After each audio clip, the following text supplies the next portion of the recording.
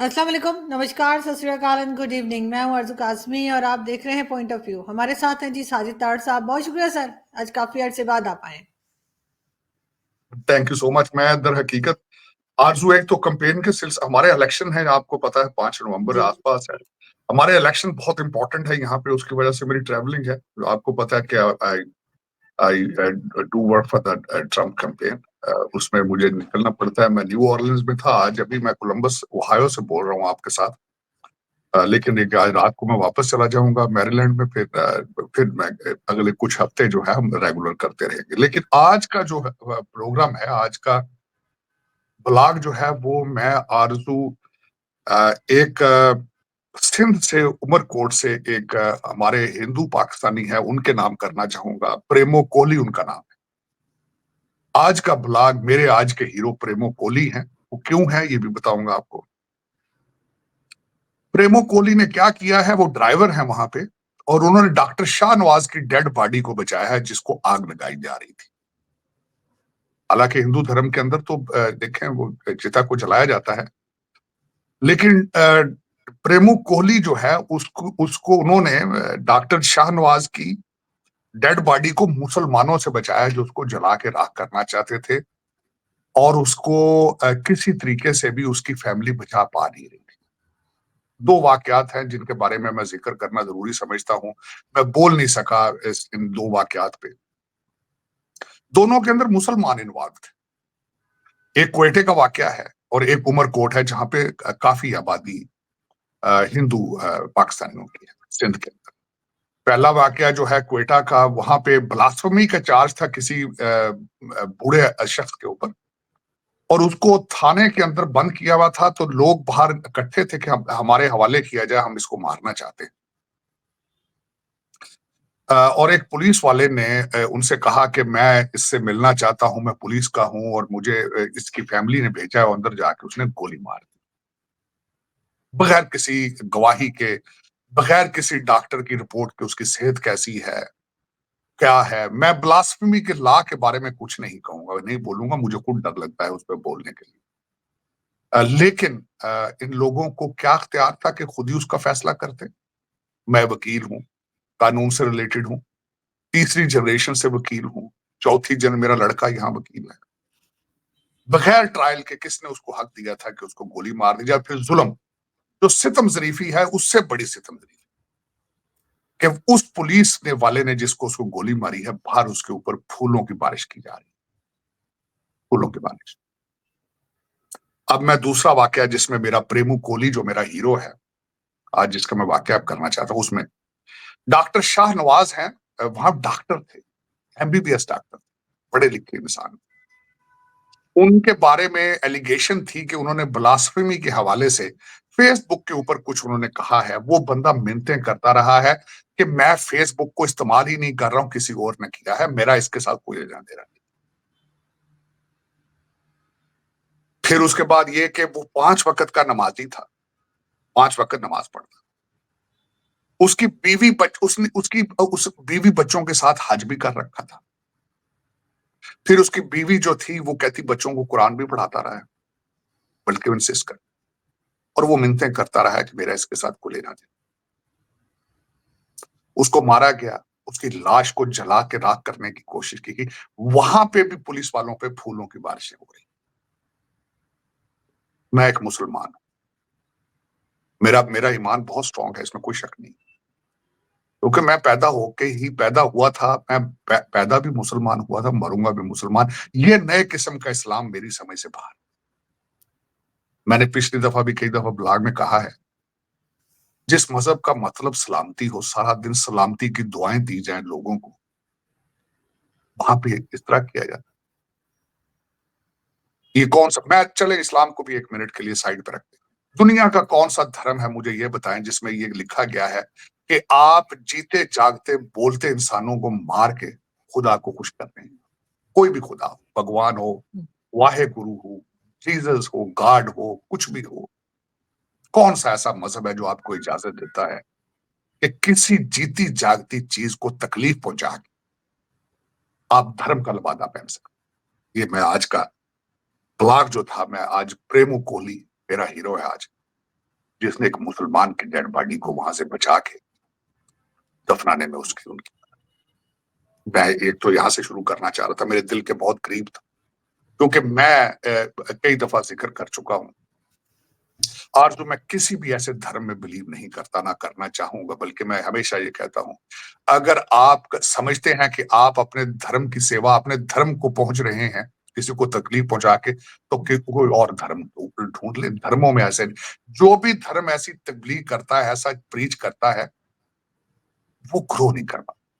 और दूसरा, आज सबसे बड़ी वजह, मैं ये भी मेरे लिए एक बड़ी बायस तकलीफ बात है, 2 बिलियन मुसलमान हैं और जलीलो ख्वार है। आज आपने देखा होगा कि इस वक्त लेबनान के अंदर हालात क्या हैं, गाजा के अंदर हालात क्या है। मेरा एक कंक्लूजन छोड़ दे, मैं ये नहीं कहूंगा कि उसमें सच कौन है, बुरा उसमें हक पे कौन है, झूठ पे कौन है। सिर्फ और सिर्फ इसके पीछे अगर देखा जाए तो आपकी तालीम से दूरी, तालीम से। आपने इंग्लिश और मैथ और साइंस और टेक्नोलॉजी का जो बायकॉट कर रखा है पूरे 2 बिलियन मुसलमानों ने, जो अपने बच्चों को मुसलसल सुबह उठते जिहाद की तबलीग आपने शुरू कर रखी है। आपको जिहाद कहीं नहीं पता। जिहाद अगर अगर करना ही है, इतना ही सर पे चढ़ के जादू बोल रहा है गुर्बत के खिलाफ, जिहाद जहलियत के खिलाफ जिहाद करना है, तो ये हल नहीं है उसका जो आप कर रहे हैं। नाजायज बच्चे आपके मर रहे हैं, औरतें मर रही, सिर्फ इस वजह से कि आप तालीम से आपका बाइकॉट। और अगर आप हिस्ट्री पढ़ें तो इराक के अंदर अब्बासियत पीरियड के बाद आपने तालीम और इस रिसर्च के ऊपर आपने तवज्जो नहीं देनी, आपने बाइकॉट कर दी। तो सर ये मुसलमान तो किसी को इनवाइट भी नहीं करते सर, ये तो किसी एजुकेशनिस्ट को, किसी इकोनॉमिस्ट को इनवाइट भी नहीं करते, इनवाइट करते हैं जाकिर नाइक जैसे लोगों को। उसको भी छोड़ दें, उसमें मैं बताना चाहूंगा मजीद आपको, आज आपकी हालत क्या है सब कॉन्टिनेंट। अब चले उसी में बात कर लेते हैं, आपने जाकिर नाइक साहब की बात कर दी, तो आरजू तर हकीकत आपका सबसे बड़ा अलमिया ये है कि आप रहते यहां पे थे सब कॉन्टिनेंट में। आपको तो पहले जिस तरीके से भी मुसलमान किया गया, जिस तरीके से भी आप मुसलमान हुए, आपकी सब कॉन्टिनेंट में हमदर्दियां नहीं होती थी लोकल। आप खिलाफत टर्किश के पीछे उनको फॉलो करते थे।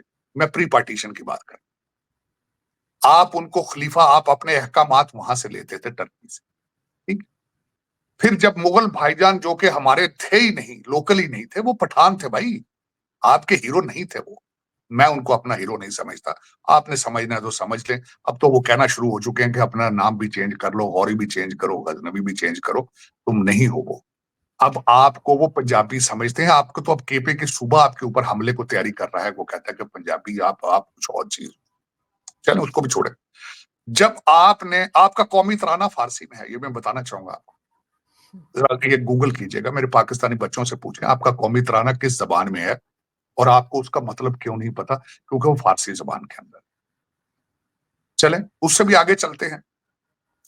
तो उसके बाद जब यहां से ब्रिटिश आए और उन्होंने यहां से मुगलों से हुकूमत ली, जब आपके मौलवी भाईजान ने पहले कहा कि जो इंग्लिश सीखेगा काफर हो जाएगा।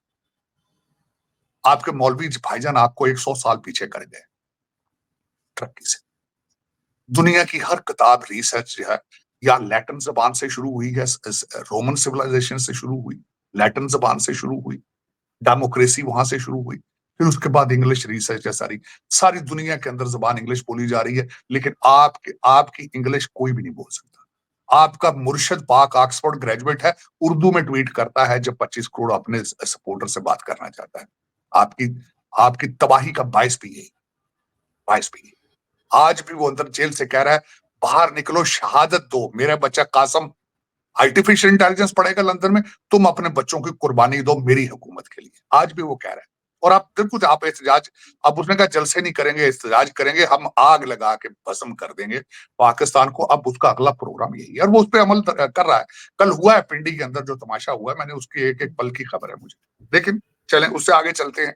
इंग्लिश से बाइकॉट है, जिहाद पे जोर है, और इसका एक नमूना इस वक्त पेश हो रहा है गाजा के अंदर और लबनान के अंदर। आपकी डायरेक्शन भी वही है, बल्कि मैं उस पर भी मजीद बात करना चाहूंगा। हमारे प्राइम मिनिस्टर साहब ने यूनाइटेड नेशन जनरल असेंबली के 79th सेशन के अंदर स्पीच दी उन्होंने। हमारे ख्वाजा आसिफ साहब ने स्पीच दी, लिखी पता नहीं किसी ने, पता नहीं किसी क्लर्क ने लिखी होगी या किसी सीएसएस अफसर ने लिखी होगी, वर्ड बाय वर्ड पढ़ के वो चले गए हैं, जिसमें कोई इमोशंस नहीं थे, जिस तरह रिपोर्ट बोल रहा होता। चलिए उससे भी आगे चलते हैं, आज खबरें बातें करने वाली तो बहुत हैं। उसमें जब आगे ये सारा सिलसिला चल रहा था, चलें अब मेरे जो थॉट प्रोसेस है चेंज होके चला जा चुका है इस वक्त पाकिस्तान की इकोनॉमी के ऊपर। आपने जब बात ही हमने कर ली है, फूलों की बरखा की गई है कि आईएमएफ ने लोन दे दिया है, उबार के एक दूसरे को दी गई, उबार के कहते हैं खुश, देखें खुशखबरी आ गई है कि $7 बिलियन का लोन, हालांकि उसका $1 पाकिस्तान नहीं पहुंचेगा। लेने वाले जो लंदन से आए थे वो अपने प्रोजेक्ट्स के लिए दुबई, लंदन और यूएई के अंदर अपने प्रोजेक्ट्स के लिए, टोरंटो के लिए वो लेके को अपने घर चले जाएंगे, गुर्दे आपके बिकेंगे, आप तालियां बजा रहे हैं। उनकी शर्तें थी कि अपने जो आप जिनके आपने लोन ज्यादा लिए, जिनसे आपने सऊदी अरेबिया, यूएई और चाइना से अपने लोन डेफर करें तब हम देंगे। उन्होंने आपको कुछ अरसे के लिए आपके लोन डेफर कर दिए, कर्जे आगे कर दिए, खत्म नहीं किए, और ये $7 बिलियन आपको मिले। तालियां बजी बहुत। हमारे फाइनेंस मिनिस्टर साहब ने कहा है कि हम तरक्की के रास्ते पे चल पड़े, हालांकि फंडामेंटल चेंज एक भी नहीं की। आपको लोन दिया गया है क्योंकि आपके ऊपर टैक्सेस लगा दिए भरमार, बिजली महंगी, पेट्रोल महंगा, टैक्सेस के तूफान, और कह दिया है कि जो नॉन फाइलर हैं वो आगे जहाज पे सफर भी नहीं कर सकेंगे, उनकी जिंदगी मौत बना दी जाएगी दिसंबर के बाद नॉन फाइलर। फाइलर कौन है? गरीब लोग जो मुलाजम करते हैं वो फाइलर है, उनकी तनख्वाह से पहले ही काट लिया जाता है, आपसे लिया जाएगा, लेकिन आपके जो ऊपर आपके जो आपके फ्राडिये भाग रहे हैं यहाँ से पैसा लंदन लेके, उनको रोकने का कोई तरीकाकार किया है। फंडामेंटल चेंजेस की जरूरत है, फंडामेंटल चेंज की है अंदर, फंडामेंटल चेंजेस की जरूरत है। बच्चों को पढ़ाओ, तालीम दो, इनको जो भाग भाग के 10 लाख बंदा हर साल जान बचा के भागता है, उनको रोका किस तरह जाएगा? ये फंडामेंटल चेंज है, किस तरह की करेंगे? चलो भागने वालों की भी बात जेहन में आ गई है, 2 कौमें आपके पांव में पड़ गई हैं। यूएई का वीजा बंद कर दिया उन्होंने, जो 10 लाख भाग के जा रहा है वो बाहर जाकर खैरात मांग रहे हैं, वो बाहर जाकर फ्रॉड कर रहे हैं, बाहर जाके जराइम कर रहे हैं। कल परसों की खबर है कि आपके हमारा सबसे हाईएस्ट मुलाजिम ग्रेड जो होता है 22nd है, 22nd ग्रेड के सेक्रेटरीज के वीजे यूएई ने रिजेक्ट कर दिए। सऊदी अरेबिया आपके पांव में पड़ चुका है कि खुदारा ये मांगने वाले हाजियों को यहां ना भेजो। हज का वीजा लेके जाते हैं, कुछ मांगते हैं, कुछ जेब काटते हैं। ये मेरी खबर नहीं, गूगल करके देखें कि आपके हरमैन जहां से मैंने आपको पहले भी वाकया बताया था, मैं वहां खुद जाता हूं। मैंने खुद जाकर कई दफा हरम शरीफ के अंदर बैठा तो मुझसे कई पाकिस्तानियों ने कहा जी मेरा जेब कट गई है जी, मेरे पास ना पासपोर्ट है ना खाने को कुछ है। तो एक लफ्ज मैंने उनसे हमेशा कहा, हालांकि अच्छा नहीं लगा मुझे, कि यार मैं तो यहां से खुद कुछ मांगने आया तो वहां से क्यों नहीं मांगते? खुदा के घर में भी बैठ के मुझसे मांग रहे हो। ये कैसा तुम्हारा फेथ है यार, कैसा तुम्हारा बिलीफ है ये, कि यहाँ पे इंसानों से मांग रहे हो, इंसानों की जेबें काट रहे हो। दूसरी खबर यही थी कि हरमैन शरीफैन के अंदर भी जेबें काट रहे हैं। तो फिर इसके बारे में बोलूं ना, क्या करूं? तालियां बजाऊं? इसको सेलिब्रेट करूं मैं इसको, कि मेरी कौम पहले जो भाग रही है यहां से जान बचा के, बाहर जाके क्या कर रही है? वो बाहर बाहर की कौमें भी अब मिन्नतें तरला शुरू कर, उन्होंने मिन्नतें कर रही है कि खुदारा इनको यहां ना भेजो, इनको कहीं और ले जाओ। कहां जाओगे अब? दुबई नहीं जाओगे, जाके वहां पे डोर डैश नहीं करोगे, वहां पे क्रीम नहीं कर चलाओगे, क्या करोगे? किधर जाओ? अपने आप को ठीक क्यों नहीं करोगे? ये जो खान साहब जेल में अंदर बैठ के मुर्शद बन चुके हैं, कासम को बच्चे को अपने को क्यों नहीं लाते यहाँ पे? दूसरों के बच्चों की क्यों इनकी कुर्बानी देना चाहते हैं, क्यों मरवाना चाहते हैं? कहते हैं गोलियां खाओ मेरे लिए, मेरी पावर पॉलिटिक्स के लिए। ये क्या सितम से चलें, उसको भी छोड़। तो ये डेली बेस पे जो प्रेस कॉन्फ्रेंस करके वो कौम को ललकारते हैं सारा दिन, 7 लाख फौजियों का गिरबान, कहते नहीं फौज चला रही, 7 लाख लोगों का एक गिरबान जेल में रोजाना पकड़ता है। तो ये फौजी क्यों नहीं बंद कर देते इस दरबार को, जो दरबार अडियाला जेल में लगा रखा? क्या वजह है? अब मैं बताना चाहूंगा। अब खान साहब को इस वक्त मरोड़ क्यों पड़ रहे हैं वो भी बता रहा हूं। खान साहब को पिछले हफ्ते 10 दिन से, जिस दिन से आईएमएफ का पैकेज आया, उनको ये शक पड़ चुका है कि शायद अब पाकिस्तान जो है वो, क्योंकि कर्जे आपके 2-2 ढाई-ढाई साल आगे हो चुके हैं, कहीं ये 2 ढाई साल डिले ना हो जाए मेरी पावर पॉलिटिक्स, पाकिस्तान कहीं सर्वाइव ना कर पाए। उसका हल उन्होंने फौरन निकाल दिया। उन्होंने कहा है कि नहीं, अब एहतजाज नहीं, अब जलसे नहीं होंगे, अब जंग होगी। मैं दरहकीकत एक-एक लफ्ज सुना है यहां से। अली अमीन गंडापुर साहब पंजाब के बॉर्डर से भागकर पेशावर वापस गए और उन्होंने जो प्रेस कॉन्फ्रेंस की है, मैं समझता हूं कि पाकिस्तान के इस वक्त जो भी चला रहा है उसको 2-3 दफा रिवाइंड करके वो सुननी चाहिए। उन्होंने कहा मैं इनकलाब का ऐलान कर रहा हूं, गोली का जवाब 10 गोलियों से दो, एक गोली का जवाब 10 गोलियों से। और उसके बाद आरजू, ये उसके बाद वाकया है जब आपके 12 एम्बेसडर्स के ऊपर हमला हो चुका है। 12 एम्बेसडर गए थे इन्वेस्टमेंट के लिए सवात के अंदर, उनके ऊपर हमला हुआ है। और उसके बाद एक सूबे का चीफ मिनिस्टर कह रहा है एक गोली चलाओगे 10 गोलियों से जवाब दूंगा। और रोजाना डेली बेस पे पंजाब पंजाब लेके नाम लेता है, जिस तरह सूबा सरहद पाकिस्तान का हिस्सा नहीं है। वो रोजाना डेली बेस पे ऐसे ही ऐलान करता है जिस तरह पठान अफगानी कर रहे हैं। वो कहते हैं हम हमला करेंगे, उसके बाद आगे बट जी जी, लेकिन सर जो बैठे हुए हैं गवर्नमेंट में उनसे भी तो मुल्क नहीं चल रहा, वो भी तो अजीब अजीब बातें जो है वो यूनाइटेड नेशन में जाके जो शहबाज शरीफ साहब ने कहा बार बार मैं उसी पे कश्मीर आ का गया। जिक्र और नहीं, वो नहीं, कश्मीर का जिक्र नहीं, उस पे भी आऊंगा आगे। लेकिन आरजू चल नहीं रहा तो फिर इसका यही तो मैं कह रहा हूं ना, या चला लो तो या छोड़ दो इसको। मैं तो यही कहता हूं कि ढंग से चलाओ, नहीं तो छोड़ दो इसको। उस छोड़ते पे आऊंगा। मैंने डॉक्टर जयशंकर साहब की स्पीच जो रीबट उन्होंने की है उस पर भी बात करूंगा। लेकिन उसमें आरजू दर हकीकत इस वक्त क्राइसिस ये चल रहे हैं, और ये क्राइसिस आज के समझते हैं आप, ये आज का तो कुछ भी नहीं। 77 ईयर से यही हो रहा है। 1947 से देख लें आप, खोल लें आप, हिस्ट्री पढ़ें, डिटेल में जरा जाएं, या देखें आपके जो पहले दिन से पाकिस्तान बनाने वाले कौन थे। मैं इस चीज पे फर्मली बिलीव करता हूं, जिनकी जमीनें ज्यादा थी, करप्ट लोग थे, वो चाहते थे कि हम भारत से अलग होके अपने अपनी दौलत को, अपनी जमीनों को बचाएं। या अगर बिल्कुल मुझे झूठ साबित करना है तो बता दें, उन्हीं के बच्चे बैठे हैं आज भी, वजीर है, कैबिनेट है उन्हीं के बच्चे। और वो कौन थे? ब्रिटिश एजेंट थे वो। उनको जमीनें बिल्कुल किसने दी थी? ब्रिटिशों ने दी थी। हम्म, उनको जमीनें किन्होंने दी थी? मुगलों ने दी थी उनको जमीन। बताए ना, या तो मुझे गलत साबित करें, कहेंगे तुम झूठ बोल रहे हो, तुम गलत बोल रहे हो। मैं लर्न करूंगा, मैं अपने आप को करेक्ट कर लूंगा भाई। मेरे अंदर इतनी मॉरल है जुर्रत कि मैं अपनी गलती को तस्लीम करके अपने आप को ठीक कर लूंगा। मैं ऐसी बात नहीं कहूंगा कि मैं ही सच बोल रहा हूं, लेकिन मुझे रेफरेंस के साथ मेरे साथ बात करें कि आप लेकिन सर 1947 के बाद, लेकिन 1947 के बाद आपने इस्लाम के लिए कुछ किया हो, मुझे प्रूव कर दें आप। आपने पाकिस्तान की भलाई के लिए कुछ किया हो, मुझे प्रूव कर दें आप। आज भी जो आप कर रहे हैं इसमें आपका कोई फ्यूचर नजर आ रहा है, मुझे प्रूव करें आप। इसमें से पाकिस्तान बच सकेगा, मुझे प्रूव करें आप। मैं अपने आप को चेंज कर लूंगा, लर्न करूंगा। मैं लर्निंग प्रोसेस है, मेरा लर्निंग प्रोसेस उस दिन खत्म होगा जिस दिन मर जाऊंगा मैं। मैं हर दिन कोई नई चीज सीखता हूँ, नई चीज पढ़ता हूँ, अपने आइडियाज को चेंज, अपने ख्यालात को चेंज कर लेता हूँ। अगर कोई करेक्शन मेरे सामने रखे रेफरेंस के साथ, कोई दलील दे मेरे साथ, मुझे रेफरेंस बिल्कुल दे किसी किताब का, किसी रिसर्च का, मैं चेंज कर लेता हूँ। मेरा भी जहन, कई लोग ऐसे, मुझे अभी भी कई लोगों के लिए इतला नर्स है। कई कहते हैं यार इसने 5 साल पहले यार साजिद तारड़ ने फलान चीज कही थी। और यार मैं पढ़ता हूँ मुसलसल, मेरी ओपिनियन, मेरे ख्यालात चेंज होते हैं।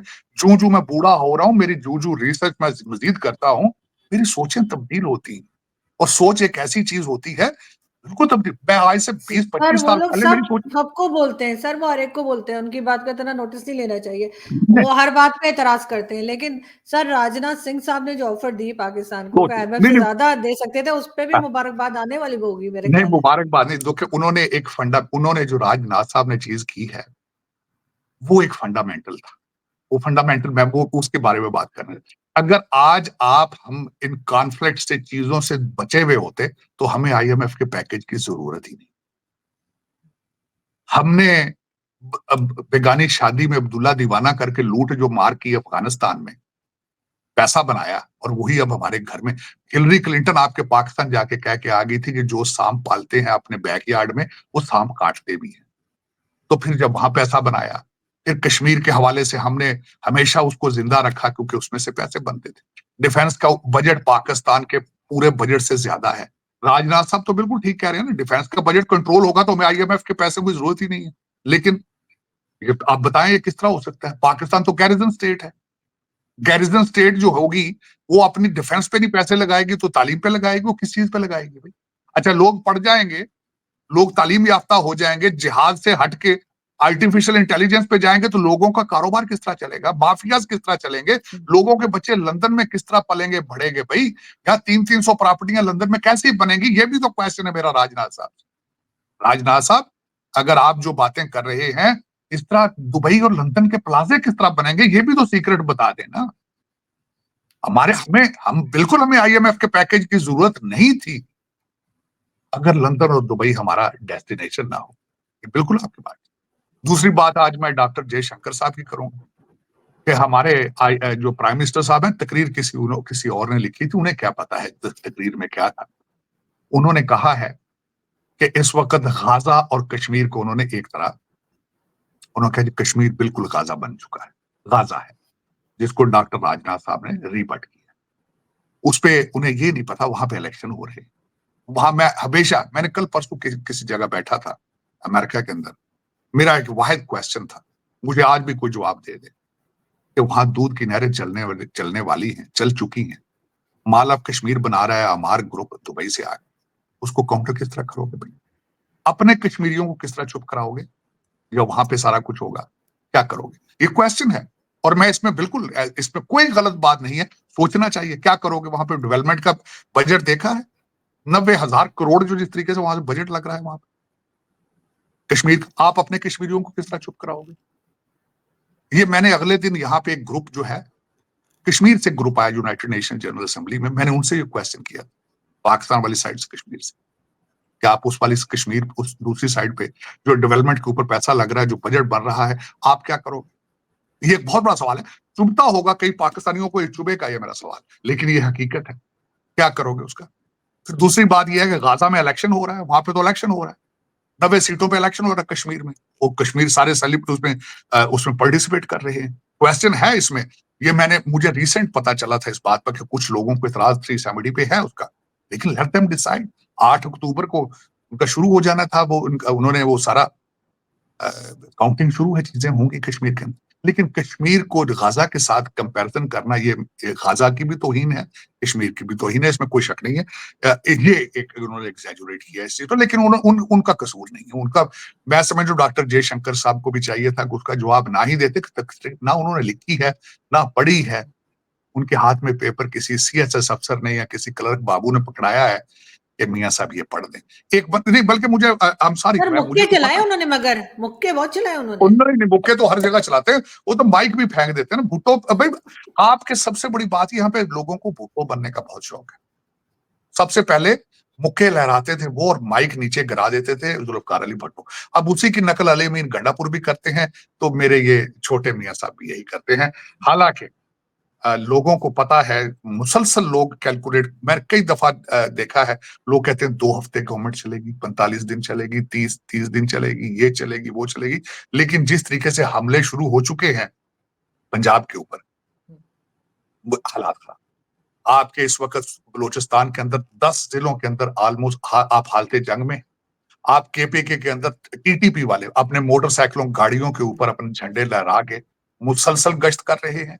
पुलिस आपकी कभी वहां पे स्ट्राइक पे जाती है, कभी कुछ होता है, लेकिन इस तरह चलेगा नहीं जिस तरह आप चला रहे हैं। ये जो चलाने वाले हैं उनसे मेरी रिक्वेस्ट होगी, या चला लो या छोड़ दो, इस तरह नहीं चलता। इस तरह पान का खोखा भी नहीं चलता जिस तरह पाकिस्तान चला रहे।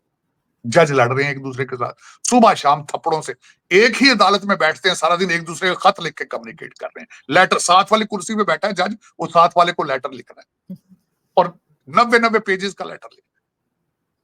और सारे सियासी अगले दिन, बल्कि आपके तो एक और बहुत बड़ी बात हुई, एक जज का बेटा पीटीआई के जलसे में जा रहा था, उसको पुलिस ने रोका है, एसपी लेवल के डीएसपी लोगों को सबको सस्पेंड कर दिया गया। क्यों भाई? जज का लड़का जो है वो आसमान से उतरा है, उसके लिए उसको क्यों एसएसपी? लेकिन पूछने वाला ही कोई नहीं। कौन पूछेगा भाई? किसने पूछना? किसमें हिम्मत है सर, किसमें हिम्मत है? सब आपस में मिलकर ही सारा काम कर रहे हैं। लेकिन बहरहाल देखते हैं सर, ये किस तरह से फिर लेके चलेंगे। अजीब सी आप सिचुएशन आगे है जो सर। एक आखिरी पॉइंट जो मैं बताना चाहूंगा आरजू, आखिरी पॉइंट जो मैं बताना चाहूंगा, 2 इंटरेस्टिंग चीजें थी। जो मेरी नजर से गुजरी हैं, वो आखिरी बात ये बताना चाहूंगा कि चाइना जो है इस वक्त वो भारत के मिंथन तरलों पे उतर आया है रिलेशनशिप के लिए। कभी वो कहता है डायरेक्ट फ्लाइटें शुरू की जाए, कभी कुछ किया जाए। उसका कारण, उसकी वजह क्या है? ज्यादातर लोगों को इसकी वजह का पता नहीं। ज्यादातर लोग, मैं पिछले दिनों रिसर्च कर रहा था, वो अपनी अटामिक एक सबमरीन बना रहे थे, वो जिस पोर्ट में खड़ी करके बना रहे थे वहीं डूब गई। अब उन्हें पता है कि हमें शर्मिंदगी भी होगी, हमें रीजन के अंदर क्या होगा, और we can not compete with India और इंडियन नेवी के साथ। उन्होंने तो मिन्नतें तरले शुरू कर दी हैं, आगे पीछे कर रहे हैं चाइना वाले, और उसमें काफी हद तक चीजें ठंडी भी होना शुरू हो चुकी हैं। इसके बारे में डॉक्टर जयशंकर साहब ने भी बोला है, और मैंने चाइना की फॉरेन मिनिस्ट्री उनके भी बयान सुने हैं। इसमें मेरा इंटरेस्ट क्या है, मैं वार्निंग इसमें से क्या एक लेता हूं, अगर चाइना और भारत के रिलेशनशिप ठीक हो जाएंगे तो हम कहां जाएंगे? हमारे जो भाई लंदन के प्लाजे आधे छतें पड़नी उनके ऊपर, अभी दीवारें खड़ी हुई हैं, छतें किस तरह आएंगी ऊपर? 26 बिलियन डॉलर के तो हमने पिज्जे खरीद लिए थे, पापा जान ले लिया। अब जो लंदन में प्लाजे खड़े हैं उनके छत कैसे डालेंगे हम? चाइना भी, अब चाइना और भारत इकट्ठे हो गए तो मसला खत्म हो जाएगा। पीछे बचेगा क्या? आईएमएफ। उनके क्या बेचेंगे? पकौड़े बेचेंगे वो उनके आगे। तो लेकिन अब देखें, ये एक लम्हा लेकिन फिक्रिया सर है। बांग्लादेश भी तो हमसे कह रहा है ना कि हम उनके साथ कुछ नहीं, उनको पाव वो के नहीं। बम बनाना बता दें।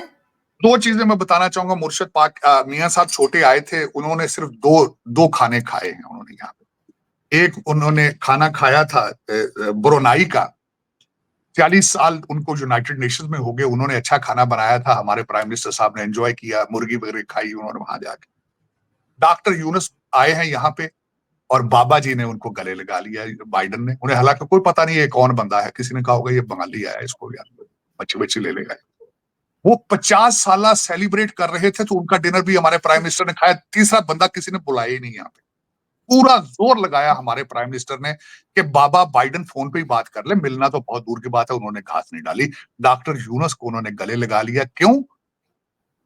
कि इस वक्त वो जो हसीना वाजिद के साथ रिलेशनशिप आपको पता था, कई दफा भारत ने ठीक कराने की कोशिश की, नहीं हुए, लेकिन डॉक्टर यूनुस को लगाया। उन्होंने कहा ये तो मेरा पुराना, यार ये तो सर बंगाली। इन्होंने तो एक पिक्चर शेयर की है शहबाज शरीफ साहब ने, जिसमें वो जो बाइडन उनकी मिसेस के साथ खड़े हैं। नहीं, पता नहीं वो कहा गलती से को पुरानी पिक्चर ही कट पेस्ट करके लगा दी होगी। मेरी इन्फॉर्मेशन के हिसाब से तो ये फोन पे भी बात बाबा जी उनसे नहीं कर रहे थे। बाबा जी को आपको पता है पाकिस्तान का पता ही नहीं है कि पाकिस्तान दुबई के साथ है, मैक्सिको के साथ है, नक्शे में है कहाँ पाकिस्तान, बाबा जी को कोई पता नहीं। बाबा जी की हालत आपने देखी। मोदी साहब को कहता हुज नेक्स्ट, कहता है ये 4 बंदे पीछे बैठे हुए हैं जापान और ऑस्ट्रेलिया का, और मोदी साहब कहते हुज नेक्स्ट। बाबा जी को क्या पता ये कौन है किधर? हो सकता है तस्वीर खिंचा भी ली हो, क्या पता है, क्या फर्क पड़ रहा है? बाबा जी इस वक्त होश में नहीं है। बाबा जी पहुंच चुके हैं, वो ऊपर खुदा से बातें कर रहे हैं। अब हमारे वो डोनाल्ड ट्रम्प साहब अक्सर कहते हैं कि अमेरिका का वाहिद प्रेसिडेंट है जिसको पता ही नहीं कि वो जिंदा है या मर चुका है। उसको कोई पता नहीं। उसके साथ तस्वीर होना ना होना, फोन पे बात कर लेना ना करना, does not matter any more. क्योंकि वो तो पिछले 4 साल से वो तो बेचारा ओबामा साहब चला रहे हैं गवर्नमेंट को, अमेरिका को चला। दुनिया की सतम जरीफी यही है कि 12 साल से एक बंदा अमेरिका को चला रहा है, और उसकी तैयारी है 20 साल चलाने की। कैमला हैरिस जीतेगी, चलाएगा ओबामा 20 साल। और 20 साल एक बंदा, वो भी कीनियन, वो जब अमेरिका को चला लेगा, this place won't be liveable. America रहने के काबिल नहीं रहे। आज भी मैं चैलेंज करता हूं, कई लोगों को तकलीफ होती है, मैं बात करता हूं, अगर आप अमेरिका में रहते हैं, पुलिस बुला के देख, सही। पुलिस बुला के देखे। अगर पुलिस आ जाए तो फिर ठीक है, फिर लॉ एंड ऑर्डर ठीक है। अगर पुलिस ना आए तो फिर क्या करोगे? और ये अभी शुरुआत है। और इस मूवमेंट की बानी कौन है? कैमला हैरिस है। कैमला हैरिस डिफेंडिंग पुलिस की सबसे बड़ी चैंपियन वो है। मैं देखूंगा जिस कंट्री के अंदर लॉ एंड ऑर्डर ना हो, वो तरक्की किस तरह करे। मैं, क्योंकि खुद मैं एक लीगल कम्युनिटी से मेरा रिलेशनशिप है। Law and order are the fundamentals of everything. वहां से पैसा भाग जाता है जहां लॉ ऑर्डर नहीं होता। लॉ एंड ऑर्डर बिल्कुल ऐसा अमेरिका ही। के, हाँ, बिल्कुल अमेरिका इसी डायरेक्शन पे जा रहा है। सुबह शाम में जिस शहर में एयरपोर्ट से उतरता हूँ, वहां से गांजे की स्मेलें, मरवाना वहां हमारा गांजा का, गांजे की स्मेलें आती। कौम कौम जो है काम करने से इनकारी है। सोशलिज्म का दौरा है। चले ठीक है, शौक बच्चे, अमीर लोगों के जब बच्चे, मैंने देखा है अमीर लोगों के बच्चे जब बोर हो जाते हैं तो कभी-कभी जाके गरीबों की बस्तियों में कोशिश करते हैं कि गरीबों के बच्चों को उठा के तस्वीरें खिंचाते हैं, आजकल अमेरिका में। बहरहाल सर, इन इन खबरों पे तो हमारी नज़र रहेगी जब तक इलेक्शंस नहीं हो जाते, क्योंकि ज़ाहिर है आपसे अच्छा हमें कोई और नहीं बता पाएगा। तो बहुत शुक्रिया कि आपने आज माय जॉइन किया। पॉइंट, बहुत जल्द फिर मुलाकात होगी hopefully. Thank definitely you. Looking forward. Thank you sir. Thank you.